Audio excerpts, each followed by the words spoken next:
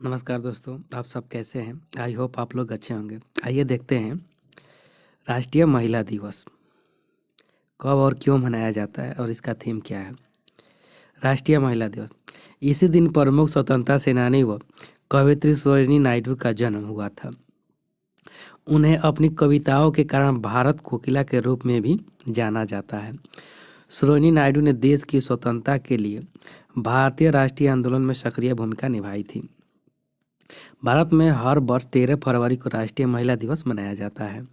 भारत में हर वर्ष 13 फरवरी को राष्ट्रीय महिला दिवस के रूप में मनाया जाता है, लेकिन बहुत ही कम लोगों को पता है कि 13 फरवरी को ही महिला दिवस क्यों मनाया जाता है। दरअसल इसी दिन प्रमुख स्वतंत्रता सेनानी व कवयित्री सरोजिनी नायडू का जन्म हुआ था। उन्हें अपनी कविताओं के कारण भारत को किला के रूप में भी जाना जाता है। सरोजिनी नायडू ने देश की स्वतंत्रता के लिए भारतीय राष्ट्रीय आंदोलन में सक्रिय भूमिका निभाई थी।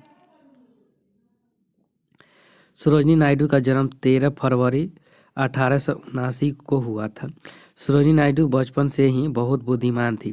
उन्होंने 12 वर्ष की छोटी सी उम्र में ही कविताएं लिखनी शुरू कर दी थी। वे न सिर्फ एक स्वतंत्रता सेनानी थी, बल्कि उन्होंने महिलाओं के अधिकारों के लिए भी बहुत संघर्ष किया था। उन्हें भारत की पहली महिला राज्यपाल होने का भी गौरव प्राप्त है। महिला दिवस की शुरुआत कब हुई? सरोजिनी नायडू वर्ष 1914 में पहली बार महात्मा गांधी से मिली और देश के लिए खुद को समर्पित कर दिया। वे शिक्षा प्राप्त करने के दौरान ही राष्ट्रीय आंदोलन में शामिल हो गए।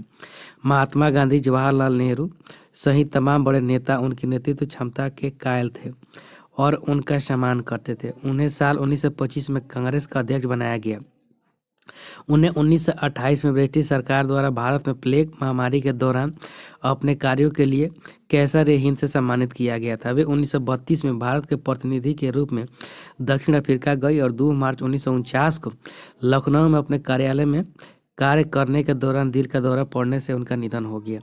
सरोजिनी नायडू की 135वीं जयंती के अवसर पर यानी 13 फरवरी 2014 को देश में राष्ट्रीय महिला दिवस मनाने की शुरुआत की गई।